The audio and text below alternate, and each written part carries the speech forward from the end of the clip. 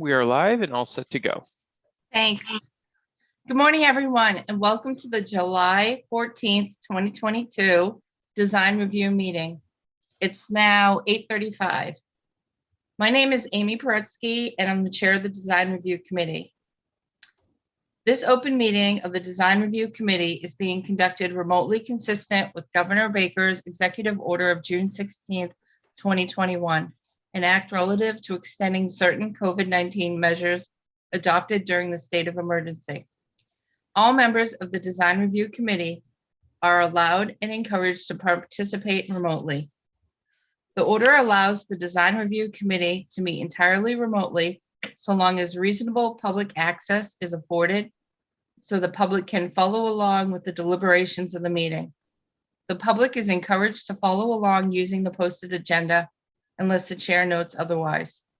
Members of the public who wish to view the live stream of this meeting may do so by going to the Northborough Remote Meetings on YouTube via the link listed on the agenda. Ensuring public access does not ensure public participation unless such participation is required by law. This meeting will not have public comment. The Design Review Committee works to preserve historic land uses and structures and to promote architectural and ecological considerations for the betterment of the community. The design review process is intended to provide guidance to the proponent in the development of the site and design of the building. I will now confirm member access.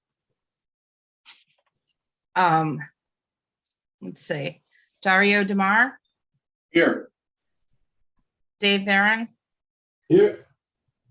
And Amy Paretsky is here. Staff, when I call your name, please respond in the affirmative. Lori Connors. Here. Bob Federico. Here.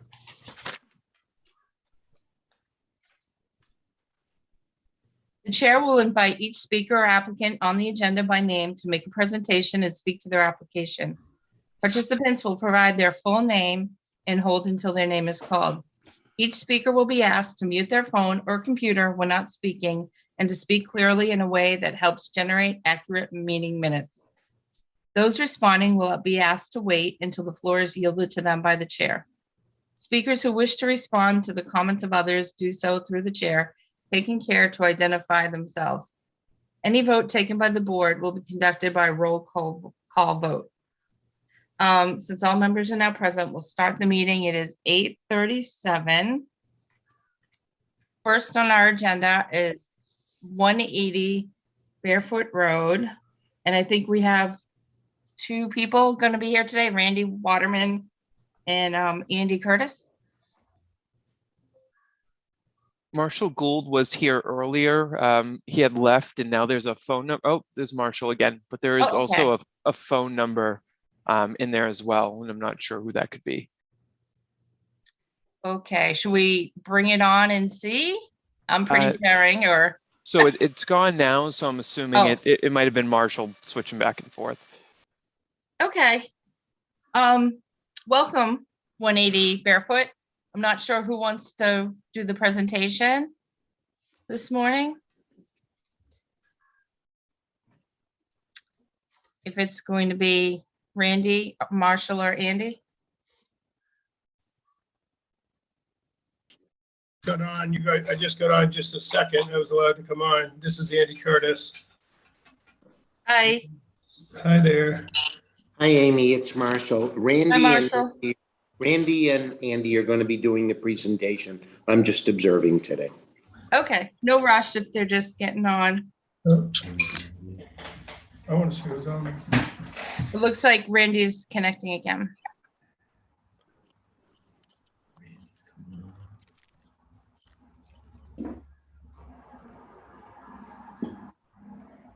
I don't know if he can connect because he fell off my screen again.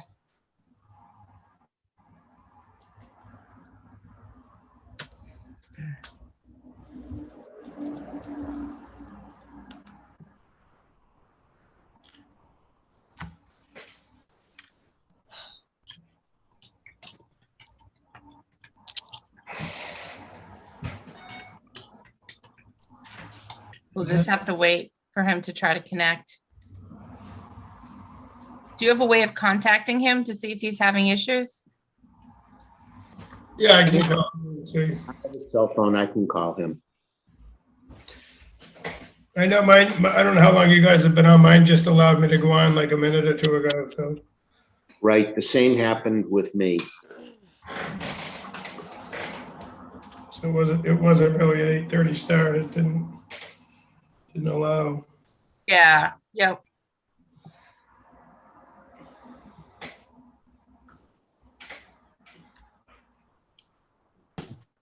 Hey, Randy, they're waiting for you to try to connect. Water's over here. Looks like he's connected. You are on there. Okay, thank you. Bye. Can you hear us now? I can hear you. Yep, Okay. Sorry about that. that's okay. Little bit of a glitch. You kicked us out 3 times in a row after we've been in for a while here, but strange. Okay. We just heard that you would be the one doing the presentation. So whenever you're ready. Okay, all right. So let me see. You can see myself, and I don't see us up there. Oh, there we go. On the left, it's not spelled right. It's kind of next to Jane up there for some reason. But either way, can you see us? I can. Okay. Start. There we go. There we go. Okay. Morning. Good morning. So Randy Waterman, WDA Design Group. This is Barry Yesselson from our office. He's our senior PE. And I see Marshall's here as well. And Andy Curtis, I see his name up there. He's the applicant for 180 Barefoot Road. And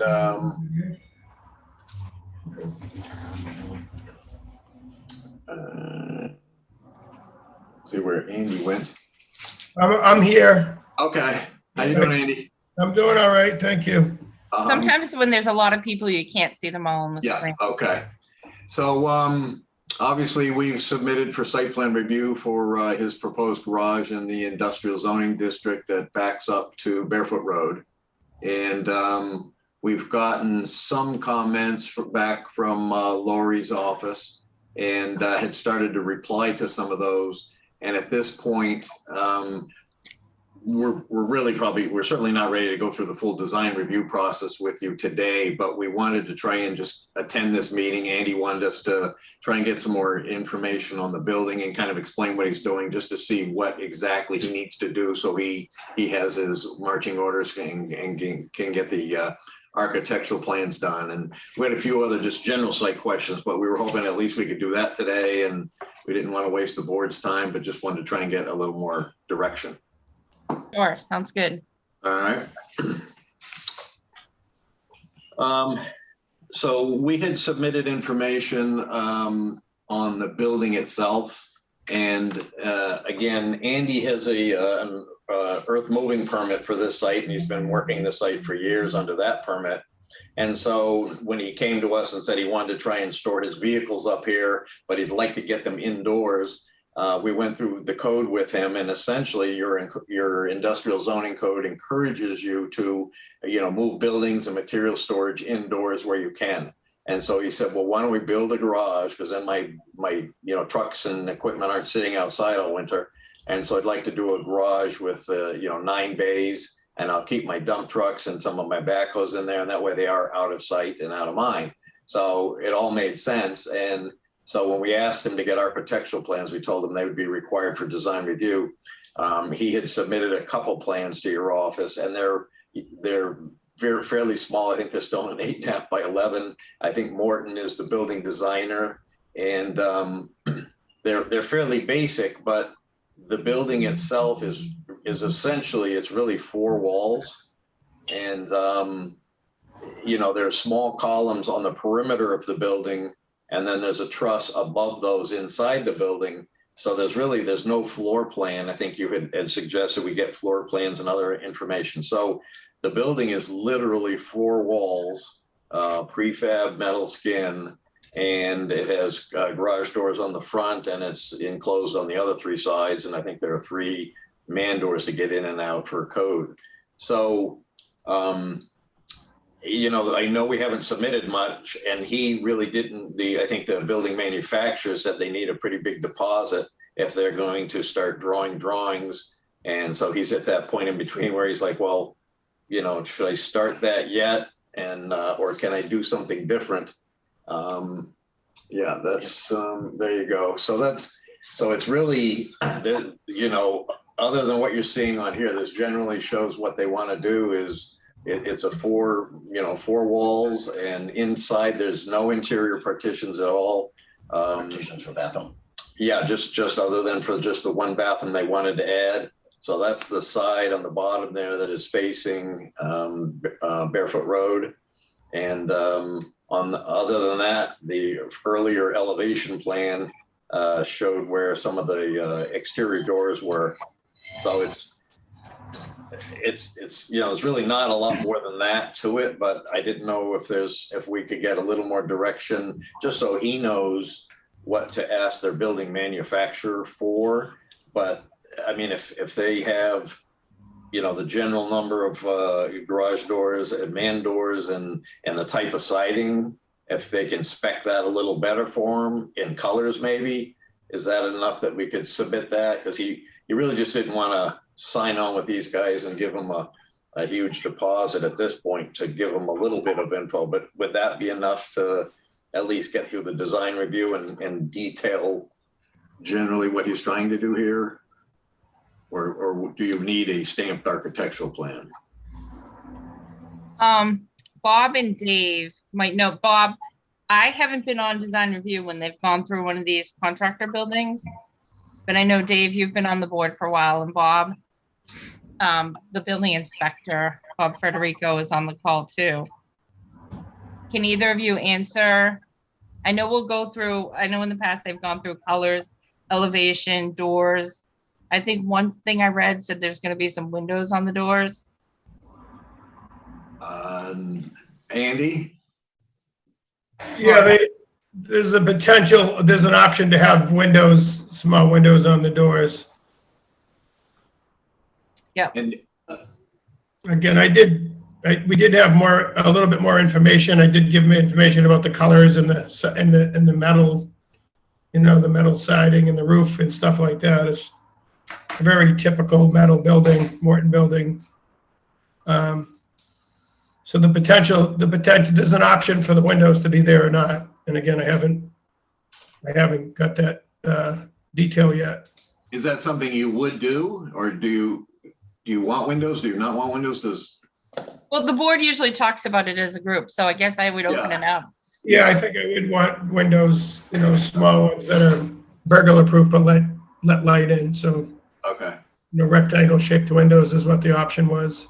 Okay. Yeah, we'd assume that would make it a little more attractive, but certainly we're looking for any direction on Yeah. what the town. I guess based on my experience of being on this board, I think I'm here 13, 14 years, something like that. What I've seen is we are just an advisory board. So we can't tell you, hey, go ahead and do something, because we're just advising on shape, size, whatever. Then it has to go to the planning board for approval. So if we say, hey, this is what we think, you have to get a sign off from the planning board and they have to say yay or nay. We're not the authority to say yay or nay. So unfortunately, that's probably the answer you wanted to hear. You know, but that's my take. I can't give you the definitive answer on that, but that's what I've seen in the past. Okay. You know, case history that I would cite on that is the building next door, or the property next door to this one. Yeah. I don't even know where that stands at the moment, but that's already been through us once, if not twice, with two separate owners. And there was a building purchased, and to this day, I just saw Lowell show up in the past 3 weeks and some stuff show up, but I don't even know where that stands. And that was, I want to say that went through site plan review maybe 4 years ago. And again, I may be off the dates, but a long time ago. Yeah. And then also Tim Shea's building, which is now being built on the Southwest Cutoff. That had so many different changes and everything else. It went, I don't know how many times through, you know, different changes, colors, everything else. And that just took a long time to get through. And then I don't know, and I didn't follow it through the planning board and how that went, but I wouldn't put money down necessarily based on what we say, because we're just a advisory committee. You really have to go to planning board. And Amy, would you agree with what I just said or not? Yeah, certainly, yeah. Yeah, I think if there's anything that you see that he's shown so far that you don't think is appropriate, certainly it'd be great to hear that. But other than that, we can certainly go back to these guys and see how much more detail they can give him. Maybe there's a few sections of walls, or even like he said, if there's options on the garage doors, if there's any windows, those types of things, we can ask for all of that, certainly. Yeah, but Amy, overall, do you agree with everything I just said? Yeah, I do feel the boards make small changes sometimes, but I do think that we really take into account you guys are the landscapers and the architects. Yeah. So the 50 Southwest cutoff with Tim Shea that went through the ZBA, and it was right close to downtown Business West. Yeah. And so I think there were a lot of added features because it was so close to downtown. Sure. But I think they went with everything you guys said at the time. And the one next door that you're talking about had some permit issues with special permits. So that's kind of a different animal. Yeah. But I think as a planning board member, I would love to hear from the architects and the landscape architect on how to make this look nicer. But this is actually way back up, so it's not on Main Street. And I don't know how much of it we'll see because of the grade. So I think when it's downtown, it's a big difference than if it's back on Barefoot Road and backing out of sight. Yep. I don't know if everybody agrees with that. I haven't raised my hand for a while, so I'm just going to butt in. Sure. This is Dario. So I think what we would want to see, and what David said is correct, but also you guys need us to bless this before the planning board sees it, because they're going to say, did the DRC give you their blessing? So even though we're just here to recommend, our opinion matters. And I'm not saying, oh, we're powerful, we got to do this stuff, but I think what I would say to you guys, I see the picture here, which is enough for me to understand what the building would look like. But I think what's more important is to see that in context with the site. Because the way it's shown now, if this building was sitting on a mowed lawn with complete visibility to everybody, I'd say no way. If those driveways if that's a 80-foot driveway going all the way out to Barefoot Road, all paved, and that's all we see, I'd say no way. And I know that's not the case. So if you could drop the box on the site, give us some idea what it would look like from the road, that's really more of our concern. And if it's completely sheltered or somehow, dressed up with the landscape, then we're all going to be 100% okay with it, because you just don't want, some ugly thing sitting on the street anywhere. But like the doors, do they face barefoot? Are they on the side? Are they on the back? And that's just really what it would look like from the road would have more effect. And I think in this case than the actual building. Yeah. Because you have the ability to screen it. So, and we're just looking at it really for aesthetics. And I'm not going to sit there and ask you guys to put arcuated pediments and can you reveal some of the rafters because we want it to look craftsman style. It's a functional building. It's going to be a box. It has to be a box. That's what it is. Yep.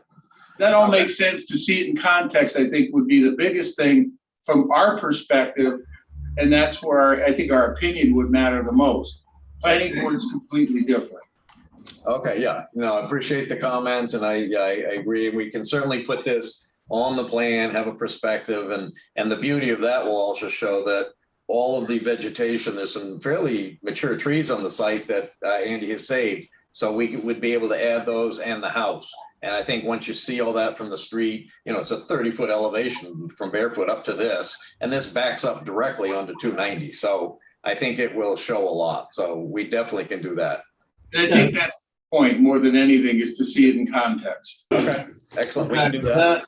We do that. Also, you know, the drainage is gonna be, for me, it's one of the major issues on that whole site is the drainage. You know, Right, and that'll fall on the planning board, right, David? That's not as much design review committee. You right, said the drain- out where the drains? drainage is Yes. going on that, yeah. Okay.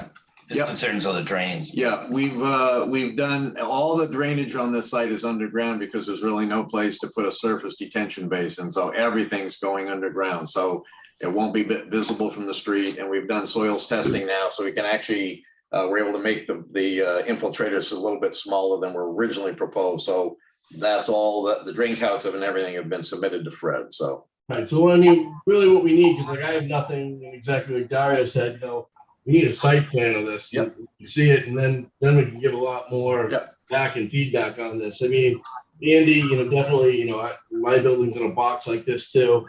You know, yeah, you want light in this, absolutely, because in the winter, it's like, wow, it's dark as dark could be. You know, oof, you know, in the summer, I mean, we sit here, we have the doors open just to get light in. Yeah. You know, but yeah, definitely stuff like that. You know, yes, you have safety, security, and you know, issues too. But you know how it's going to be situated on that lot. You know, you don't need to have crazy landscape up there because, yeah, as you said, you have 290 in the back. You've got mature plants in the front. Yeah. It's pretty well hidden. Okay. No, I think that's very helpful. Yeah, definitely. Okay. I'm assuming they want a view from 290 as well. I mean, do you think that's needed? Barry was just asking if we need a view from 290. I would show it just so it's in context, you know, Okay. you know, it's just, we're trying to be just sensitive to, Yep. to the community, that's all. And it doesn't have to, you know, look like a historical, you know, colonial, but if there's something's just appalling, we're gonna raise our hand. All right, fair enough. I got you. Okay, that's fine. Lori Alright. has her hand up too. Yeah, when I was up on the site, I realized that there has been a lot of disturbance to the area around the single family house. So there's some areas where their landscaping is completely overgrown. And then there's other locations where it's just been kind of, you know, there's material kind of dumped. So I'm particularly interested in kind of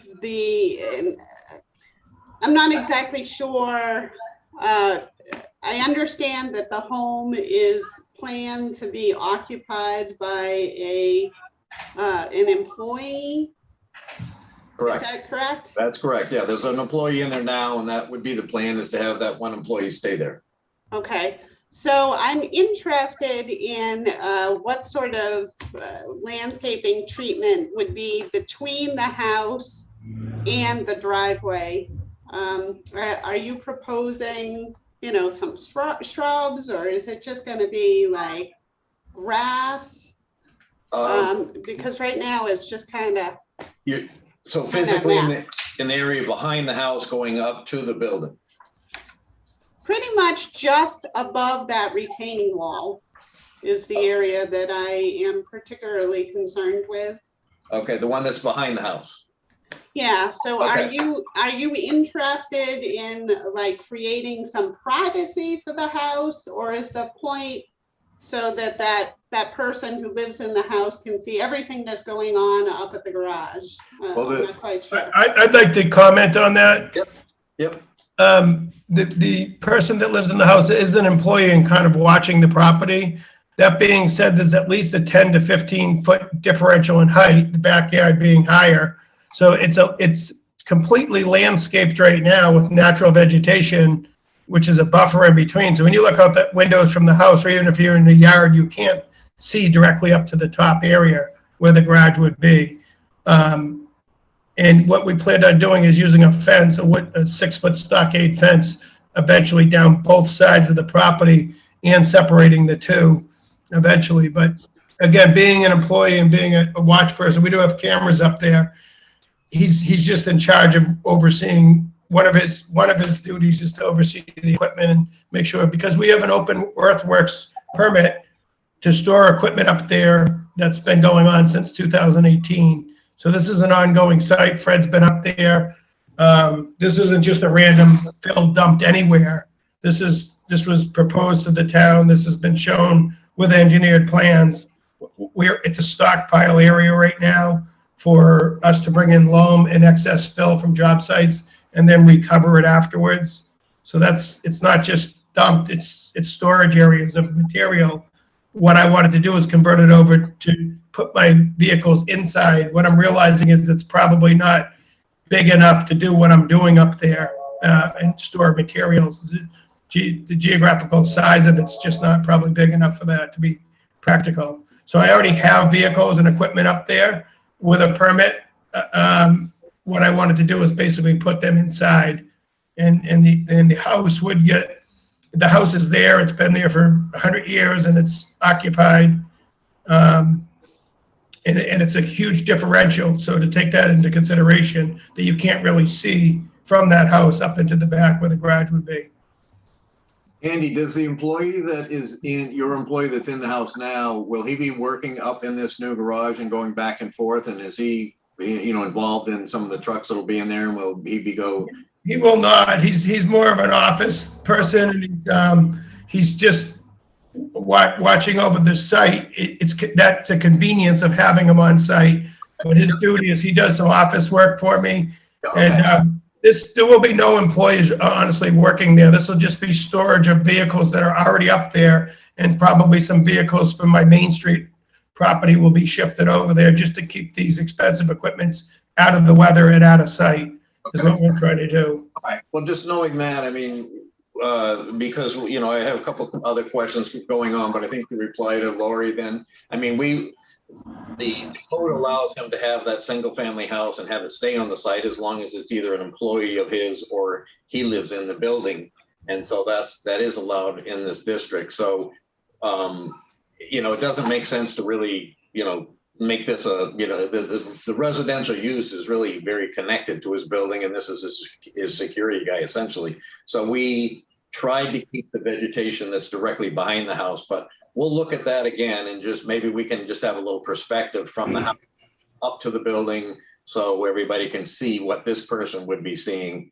That would be pretty easy to do. But essentially, if you step out the back of the existing house, you would walk about 20 feet, and then you would come to the new retaining wall that we have, and then above that is the proposed driveway, and above that, further back, is the building. So you would essentially be looking into the slope that's right behind the house. But yeah, the existing vegetation, like I said, that's surrounding the house is not well maintained. So that's a comment that I would make, is that I don't necessarily have a problem with maintaining existing vegetation, but it should look better than it currently does. I mean, there's all weeds growing through it, and it obviously hasn't been, the shrubs haven't been maintained in many years, and so it's not looking good. We fully agree. You can see in that lower left picture, though, there are some, fairly mature trees on site. We went out and actually located that information. So that's on our plan, and we built that into the landscape plan. But you can see from Barefoot Road, the left photo there, the house is pretty visible from the street. So we're looking at, I think what you're saying is, how do we make that look a little better than it does today, and maybe remove some of the poor vegetation, maybe implement some more landscape potentially in there, but it sounds like it's more maintenance of some of the overgrown vegetation. So, okay, we can look at that. So I guess just even finishing up on that same discussion then, so you had asked about getting some sort of trip generation or traffic information numbers, and we've talked to, we met with Andy last week to go through that in a little more detail. So essentially there would usually be 6 of his trucks up in the garage each day, and probably several backhoes in some of the other bays in that building. So he would have 6 of his employees arrive each day and take those 6 trucks out for the day. And then they would come back with those 6 trucks at the end of the day, and those employees then would leave. So that ends up being 24 trips a day, but really nobody on site ordinarily during the day. So 6 trucks would leave and come back. So those are 12 trips. And then the employees that are driving them would create another 12 trips. So over an entire day, it's very, very minimal. And I would like to just comment on that. That's probably absolute maximum during busy season with a 50% growth to my business incorporated, which doesn't look like it's going to happen at this stage of my life. So that would be the absolute maximum. It's probably going to be about a third of that. Okay. Yeah, we kind of want to make sure it works with the maximum, and that's very minor vehicle travel to and from the site for an 8-hour day.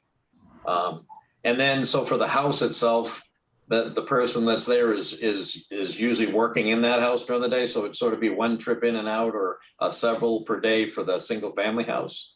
Yeah, he's just working. He works in there part-time. He does sales. He's in the house, and he also has a full-time job. So he's working in there part-time, and he's been for 3 years for me. And yeah, okay.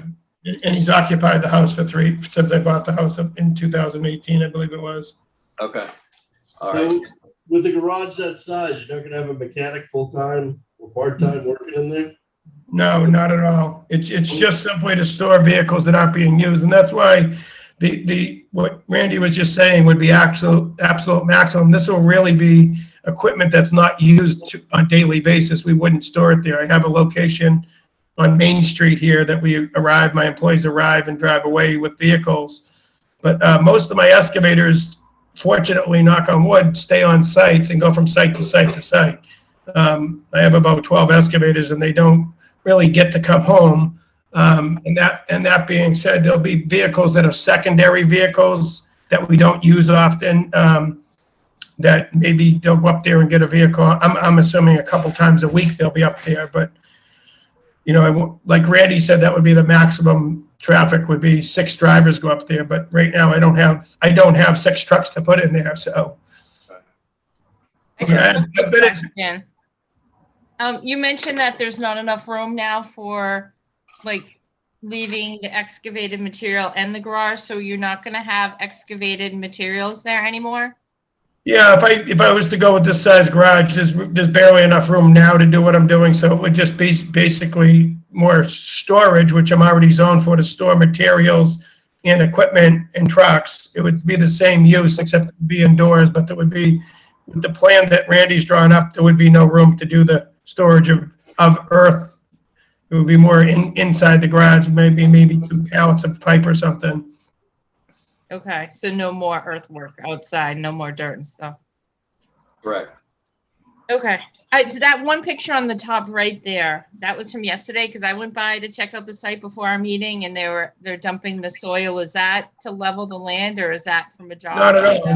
That's the approved usage, to dump dirt there and then reclaim it later. Clean fill gets dumped there about approximately once a week at the most, and then when we get another job in Northborough, surrounding towns, we have an excavator up there, we reload it into trucks. And so it's just a temporary stock area, which was what I applied for, which was what was approved. And I believe before I bought the building, actually, I asked about the usages.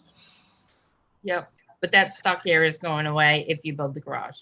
Correct. Yeah, that's all gonna be, I mean, the grading is kind of all over the place because there's stockpiles up there, so you can't really shoot the top of the stockpile and call it a grade shot, because it'll change tomorrow, Yep. Okay, but that stockpile now wouldn't move to your office downtown on Main Street. Not at all. Okay.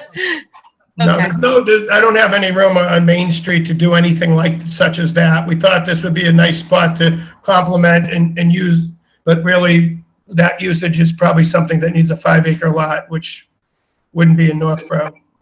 Okay, all right, thanks.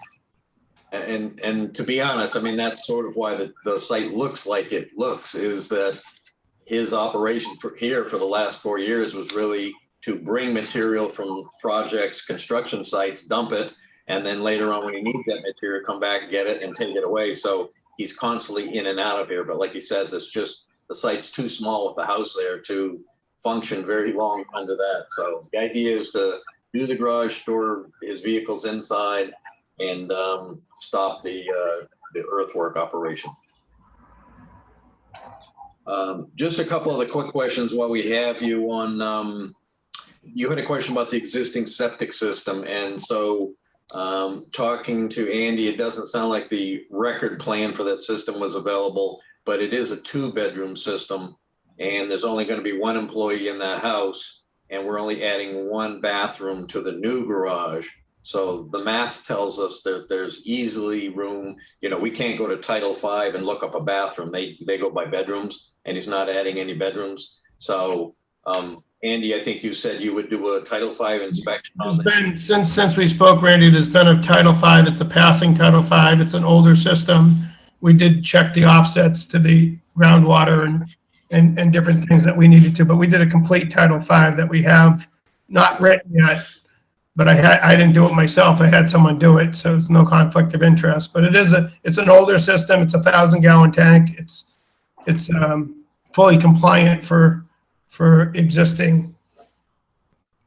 Okay. So, you know, there's a couple of ways to handle it. I mean, so if the house is only being used for 1 bedroom and there's going to be 1 bathroom added to the garage, then there's clearly capacity in the system, but we don't have the record plan to show you and give you a lot of documentation. But he's done the Title V, so we can show that the system complies and is functioning properly. If we put something on the plan to indicate that the house is being restricted to 1 bedroom and there's only 1 bathroom being added to the garage, is something like that acceptable? I mean, that's fairly common to have sort of a restriction on the property that's listed. Is that, you know, rather than trying to, you know, dive and spend a lot more time diving into old septic plans? Is that? Well, I'm going to speak up on that. We're just a design review committee, so that's not in our jurisdiction to comment on septic and sewage and bedrooms and Title V's. We're just here to make sure it looks pretty. That will sure come out later on. Okay. And I don't think you'll be able, just by experience, be able to tell anybody we're only going to use 1 bedroom. There's 2 bedrooms there. It's allowed for 2 bedrooms, and you can say what you want, but we have to assume there will be 2 bedrooms. If that employee has a friend or, you know, spouse or a child that wants to stay, we can't oversee that. So there's 2 bedrooms and that's it. We look at it as 2 bedrooms, and I'm sure Robert can opine on this, but this is really more DRC, way beyond our jurisdiction with respect to septic. I got you. I understand. I mean, it's a Board of Health issue, and we typically, when we have this kind of a condition, go through the Board of Health, but deed restricting property like this for that same thing is very, very common. But we'll plan on having the plan go to the Board of Health. We'll talk to them and we'll take direction on what they're looking for. Okay, that's fine. And I think the only other one I had was, I think on Lori's last comment letter, the last item was, have we addressed the fire chief's comments? But I don't think we've received anything yet. I'm just wondering if you have something that you can forward. Yes, I did have a comment letter that we received from the fire chief. Sorry, I thought I sent it to you. I will forward it to you. Yeah, I don't think, unless I missed it in some of the different transmittals, but if you could resend that, that would be great. And then we can look at that and see if we have something we need to address there. Okay. All right, well, this has been helpful. I mean, I think we have a lot more direction on what you're looking for. And I would assume at this point, what we do is just ask you to keep the meeting open, and we'll get additional information put together, get some of these perspectives we've talked about, and then get a new submission back to you that addresses Lori's current comments. And then we could start or reopen the meeting. One of Laura's comments had to do with the driveway, and I just added the picture with the driveway down there. Yep. I don't know if you've already answered it through Lori, but the driveway really has a blind spot. Yeah, I don't know. We have started a draft, a response in here. I didn't go through it today, but we can certainly talk about that. So again, what we've talked about just now is there's only a trip or two coming out of there, and to do the work to turn that driveway around and go out and tie into the new commercial driveway would be a fair amount of work. The blind spot as you come out of there is only looking back to your left in an easterly direction. And the slope that's right there that's causing that problem, and the vegetation, as you can see, is extremely dense. So we thought what we would do is first go out and take a look at that site distance going back to the left. And if we can open that up, because that's on Andy's land, if we can clean that area up, so actually we've improved the site distance so you can see around the corner, and considering it's only probably 3 or 4 vehicle trips in and out of there in an entire day, then we were gonna propose that as an alternative, but we haven't done that analysis yet, so we didn't wanna respond yet. But Okay. our preference would be to leave it there for that few trips, as long as we can improve the site distance. Randy, coupled with that, Yeah. Amy, I sent you the photos. Right at the base of your driveway right there, there's a drain right there that is filling up with everything. It's a sewer drain. And you got runoff coming down from that driveway, plus your neighbor's driveway, which is incredibly close to your driveway, which I'm not sure again, I'm now going into realm where I'm not sure if that's a legit driveway or not. But One on yeah. the neighbor. What's that? You're saying the one on the neighbor, if that's legit? Yes. Yeah, no, we have the same question on that one. He's created quite a mess there. It's an absolute mess. Yeah. I'd like to comment on that because I'm pretty familiar with it, Dario. We have zero runoff coming off of our property, and we have a filter sock in there right now, a silt pad. So when you look at that, you know, that only goes down a couple of inches, and there's a little bit of sand and grit in there, and 100% of it's coming from my neighbor's driveway that he cut, and it's gravel. But if you go there during a rainstorm, you can see it's coming, it's following the road down the edge of the road. It's coming from his property. Right. Ours originally, when we started, we did a lot of work to make it stable up top. And when you go there during a rainstorm, you'll see that. But that socket, that bag is still in there, that soap bag is still in there. And we've regularly maintained that and popped it off, but it only takes, you know, about 4 shovels to fill that completely. So nothing's getting into the drain system there. Yeah, I go by this probably 3 to 4 times a day easily. In a good rainstorm, that thing's bubbling over, going down. I'm not accusing you. I agree with what you're saying. And I see it coming down from your neighbor's driveway, you know, and I know the water is coming from yours as well, but it's not the debris per se, but this has to get addressed. And Amy, I don't know can you load the photos that I took or not? Oh, I'm screen sharing. It's not showing. No. Oh, I see that. I can, The driveway next door, the one that I took of that, because that driveway. Oh, okay. Running up to the driveway here. Yep, I'll share that one. Right now you can just see the drain. Yep. Oh, okay. And I appreciate you putting that sock there because that's definitely. yeah, we put it so it kind of gives you a little bit of a false impression that it's over brimming with sand. Well, that's not, you know, if you take that off and we throw it into a wheelbarrow, it's half a wheelbarrow, we're done. It's a 15-minute job. And we do that on a regular basis. It's just live material at my neighbor's lot, you know, which I've talked to. And again, he doesn't speak good English, but I've talked to him about that he's causing it to go in. And I said, you're causing problems for both of us here. We're letting it run into the road. But again, I guess you guys are dealing with him too, so. I'm trying to pull it up. Okay. Here's one of them. Yeah, because that right there, that roadway is what's coming down, and that roadway is incredibly close to your roadway that you're talking. I don't know if that's going to be an issue where it's also coming across the street with Iron Mountain, because now you got 3 roadways converging at the entrance and mouth of Iron Mountain.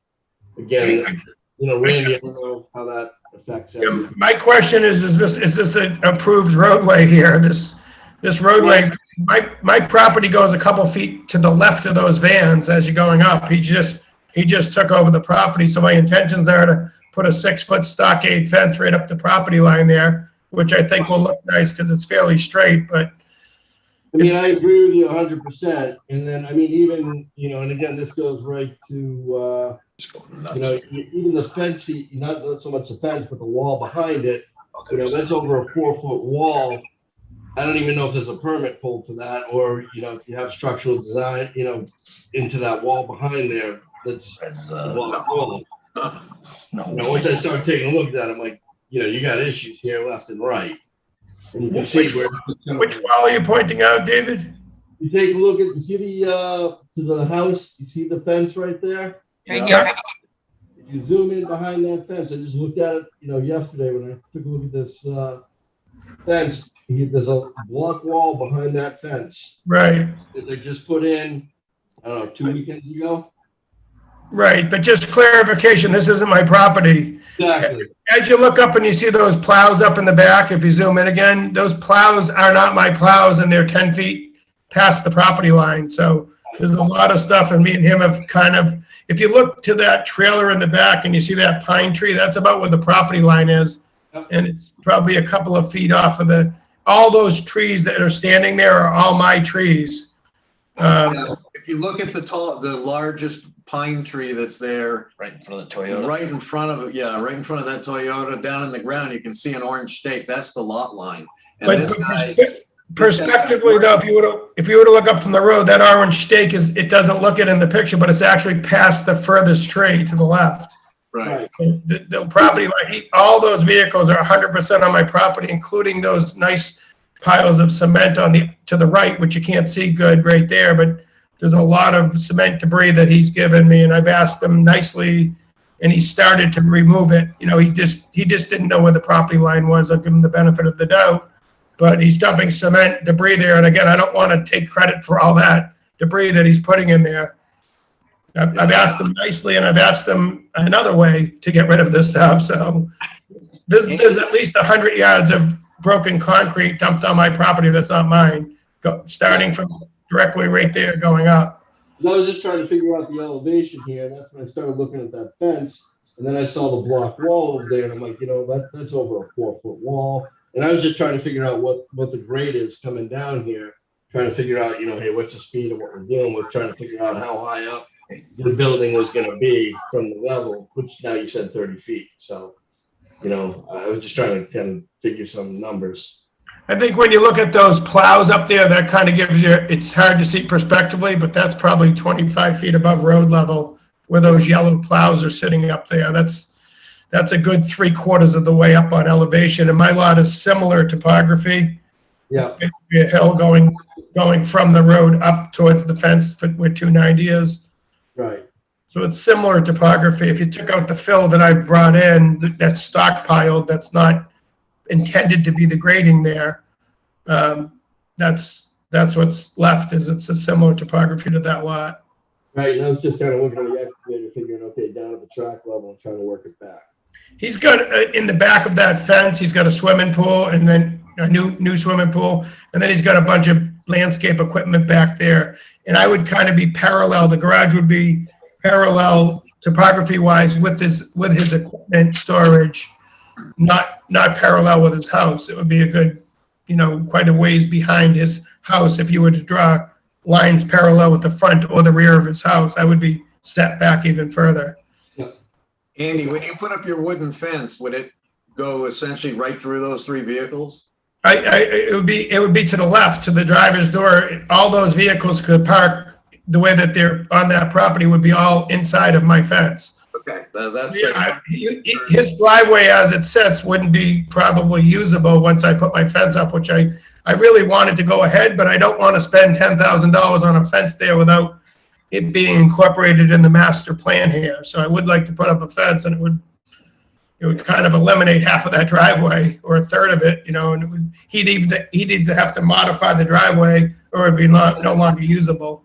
Yeah, just so the board knows, Andy did ask us to go out and stake that lot line, and we did that probably, 45 days, 2 months ago. And since then, this neighbor continues to build on Andy's property. And he's been removing some boulders that Andy wanted to keep, and he's been putting material back there that Andy doesn't want. So, but like he says, if you put the fence up today, Andy's lot line is on the left side of those 3 vehicles. And so once we've done that, and that is on the design plan, to put a stockade fence on both sides of Andy's property. So that will hopefully eliminate the dumping issue. But this guy has been an issue along that whole side. Can I break in here, Amy, for a second? Sure. Thank Sure. you. I've had my hand up for quite a while. I just want to address everybody. This particular property that you're talking about with the pool and the vans, they are currently under a zoning violation that I sent out. In terms of how it's going to be enforced and how he's going to work with us to fix it, I had to go to the town council to get some advice. I received that advice yesterday, and we will be working with the owner of the property and his attorney to resolve the situation. The driveway that they newly put in is illegal. They don't have a permit for it. They're running a contractor's yard business, and they moved in only about a year ago, so they do require a special permit from the planning board. So, you know, in terms of zoning, the town is aware that this is an issue, and we're taking steps to rectify it. I just wanted to point that out. Excellent. On the other side of the property, 172 Barefoot, there was some discussion earlier on. Those building permits have been issued. They were issued back probably 2 months ago. It was a long, arduous process because the developers of that site did not want to adhere to what was accepted and approved by both the design review committee and the planning board. And I kept denying the permits because they weren't adhering to what was approved. They finally came across with an approved set of drawings that conforms to all the plans, and I issued their permit. So the ball is in their court in terms of getting this building up and getting that property developed the way it's supposed to be. Excellent. And that's all I have. Okay, thank you. That's very helpful. I appreciate that clarification. And on to the right property, they've hired us to do their septic system and asked us to start as soon as possible, which I think they need to get more infrastructure in before we go in. So I think that have met the owner as a customer of mine, he's planning on going forward. This, not the property we're talking about, the opposite side. So. Okay. And he's going to have similar, I think he's approved for 2 garages, similar to mine.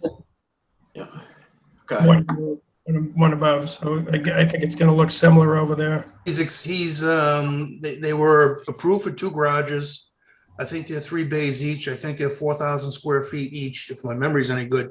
The roof line is a shed roof line instead of a gable type style roof. And the colors and the trim colors and the door colors were all part of the design review committee's recommendation at that point, and it was adopted and included in the conditions for the 2 buildings.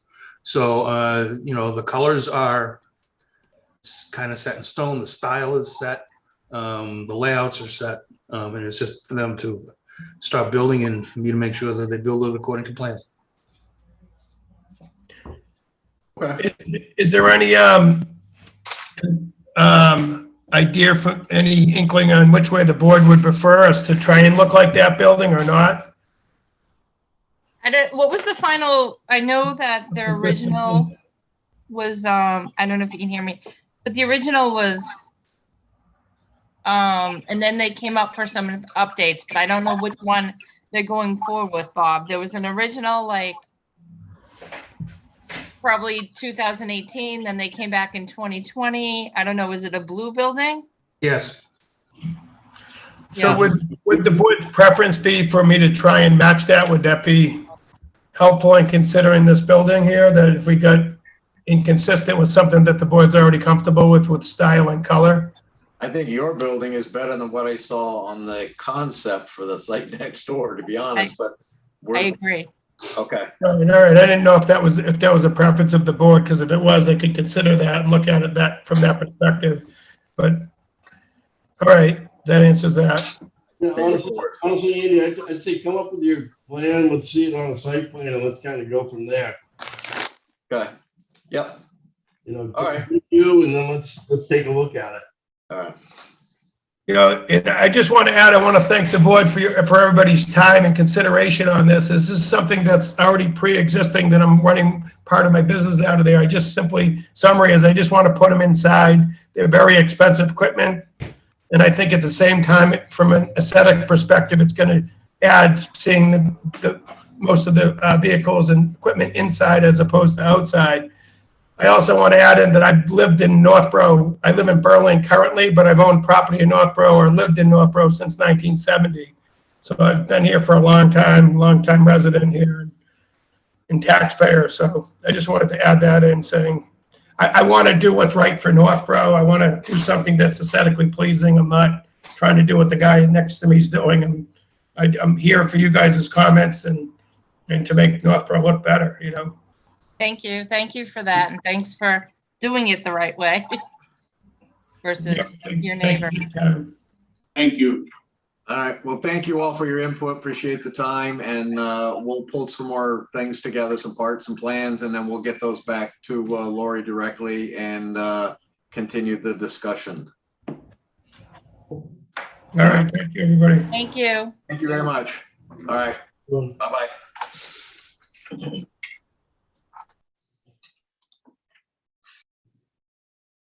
Okay. So it looks like they'll be back next month, and their meeting with design review with us looks like it will fall before the planning board meets with them. So that's good. If I look at my calendar, we meet the second Thursday, which is August 11th. And they're going to be in front of the planning board August 14th. So I think that's good.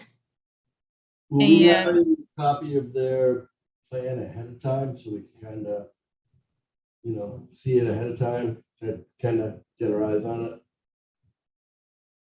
Sure, I'm sure. I don't want to speak for Lori. She's right there, but I'm sure as soon as she gets it and meets with them and Bob gets it and they have discussions with staff, then they'll be able to send it out to us. The updated plans. Yep, Lori, you're muted. Yeah, absolutely. As soon as I get something extra, then Michelle will upload it onto the website and we will alert you folks that the updated plans and materials are available. And then always, if you're interested in paper copies, we can provide those. But of course, they will be made available online as well. Do we have any rules on how soon before we have a meeting information has to be submitted? Because it seems like we get stuff a half hour before and then, you don't have time to a lot of towns where we process stuff. If the paperwork and the submissions aren't in a week or 2 weeks before a meeting, they say, well, you're off to the next meeting. That's been a constant battle. I've been talking about that with various boards I've worked with probably for the entire time I've been a municipal planner. The challenge is that oftentimes we do set deadlines and then they don't meet the deadline. And so I have always been under the practice that I'm going to provide you with the information when the information comes in. If you in turn decide that you don't want to review it because it's after the deadline, then that is your decision, that is your right. And, certainly you can do that. So I just don't like to delay. And of course, I always tell folks that I need something a week before the planning board meeting. So that is my deadline. So I say, if you want a review letter from me, if you want the potential for a decision, then it has to be the Tuesday before the Tuesday planning board meeting.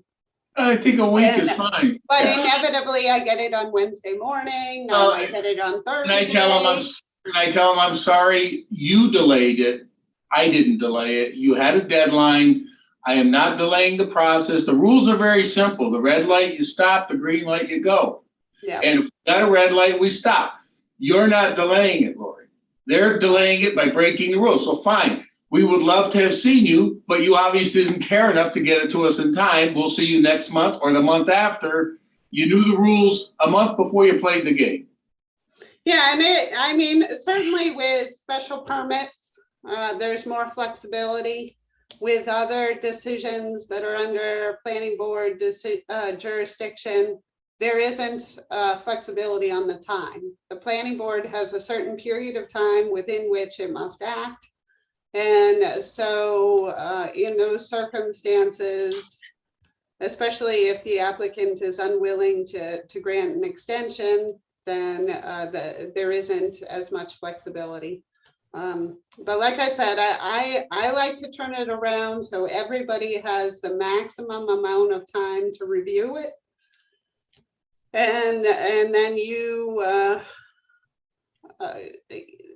certainly the planning board and the ZBA have those statutory limitations, and the design review is more of an advisory board and doesn't, the regulations don't have specific timelines. But if someone's late for the planning board's obligated to finish their review based on the fact if these guys meet their stuff at their end. If they're late, the planning board can legally extend their review, because that's not, if you're not showing us anything to review, fine, you added a month to the duration because you didn't have the stuff to us on time. We're not, it's not a finite date. It's a date dependent upon them complying with what's needed. They can't give us 5,000 drawings 10 minutes before the review and say, ha, you're at the end. If you don't do it, we're going to sue you. Yeah, you know, they don't have that luxury with subdivisions, but they do with site plan review and special permits. So Yeah, okay, the I'm just stuff that curious. Design review has jurisdiction over is really the special permits and the site plan review. So Oh, fair enough. from your perspective, that is true. The public hearing, of course, is extended at a particular meeting. So it says, okay, well, we're going to have the next session of the public hearing on July 14th, for example. And we have 3 public hearings that were supposed to happen this evening, and all 3 of them have continued. So in those circumstances, it's still on the agenda. I don't have the ability to remove it from the agenda.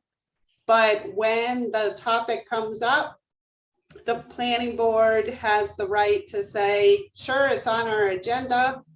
We're supposed to be hearing from you this evening, but just so you know, you're not going to get a decision tonight because you didn't provide us with adequate time for review. So we're going to continue it to, the meeting in August or whenever. So like I said, I don't have the power to remove it from the agenda, but the planning board and the ZBA certainly has the power not to render a decision because of. Okay, no, we're going too deep, but I just didn't know if we had any rules. I'm fine with that. Okay. All right, so since Lisa couldn't make it today, I was thinking we will bump the 2-family guideline finalization till next month. And Lori also sent out a checklist that we can look over for next month. So I'll bump those 2 if everybody's okay with that. And maybe we'll just do the minutes. Okay, Did everyone have a chance to read the minutes? I did. I thought they were fine. Did you say you did or you didn't? Does anybody? I did. There was only one sentence I didn't understand, but it's probably not that important. Okay, do you want me to pull it up? I have it right here. I don't think so. I think the intent is there. Okay. All right. So do we have a motion to approve the minutes for May 12th, 2022? Sure, I'll make a motion. Do I have a second? Second. Okay, we have a motion and a second. I'll take a roll call vote. Dario, Demar? I want to say nay so bad, but Why do you want to say nay? just to be a complete idiot. I thought you were going to change the sentence because we can go back. No, I approve. I vote to approve. Okay, How about, Dave Vera? I guess I'll second. Oh, no, you just have to say aye or nay if you want to approve it. Complicated. You already seconded. Have to vote, Amy. Okay, and Amy, well, did Dave say yes or no? Good night. Okay, all right, and Amy's an aye. Am I too official here? The minutes have been approved as written. Okay. Okay, and I want to thank Bob for bringing up 156 because we all noticed when we went out to take pictures, and I was going to bring that up next, but since Bob already discussed it. Thank you very much, Bob. Yeah. And good luck trying to get them to follow through. All right. Issue with an engineered wall or lack thereof in the back though.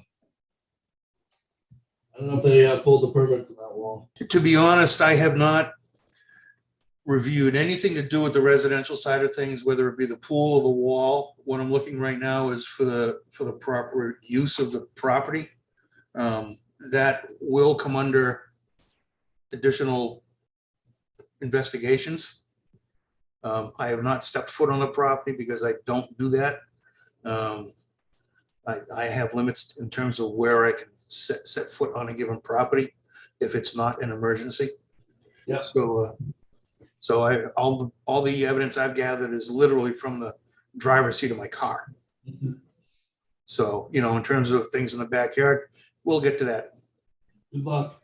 I spent it last night too researching online because I was out there yesterday and I noticed it. And I went through all the earthworks minutes. I didn't see any earthworks permits pulled. Like you said, there was no permits pulled to put in that curb cut or the driveway. You can see a year ago, the realtor.com pictures have none of that. So they've really been busy in the past year. Unbelievable. I think there's septic under there too, but it wasn't even go that far. I'm like, whatever. The hard thing is you do have these applicants that come in front of you and they follow the rules and then the person next to them just does whatever they want. It's so hard. I got another meeting, or do we have other stuff to cover? Nope. We're all Anybody good? else? We'll meet again on, it looks like August, I forgot the date now. August 11th? Did you shoot out an email, right? Yep, there'll be an email. Perfect. Okay, All right. Thank you. Have a good Thank you one. very much, everybody. we'll have a motion to close the meeting. See ya. Bye. Bye. I make Okay. a motion to close. So moved. Okay. Dario? Aye. Dave? See ya. And I'm gonna